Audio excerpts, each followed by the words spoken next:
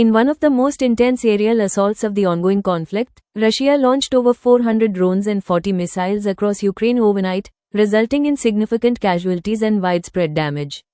This video delves into the details of this unprecedented attack and its ramifications. Segment 1. The assault unfolds. Date of attack, June 6, 2025. Regions affected, Kyiv, Luhansk, Chernihiv, and others. Casualties, at least 6 dead, around 80 injured. Infrastructure damage, residential buildings, power outages affecting over 2,000 homes. Segment 2. The arsenal deployed. Types of drones and missiles used. Comparison with previous attacks, such as the May 26 assault involving 367 drones and missiles. Discussion on Russia's increasing reliance on drone warfare. Segment 3. Ukraine's defense response. Ukrainian air defense systems, performance.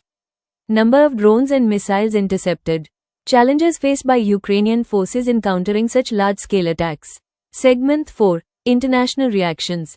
Coverage. Statements from Ukrainian President Volodymyr Zelensky urging global action. Responses from Western nations and international bodies. Discussion on the geopolitical implications of the attack. Ukraine's retaliatory drone strikes on Russian territories, including damage to industrial sites.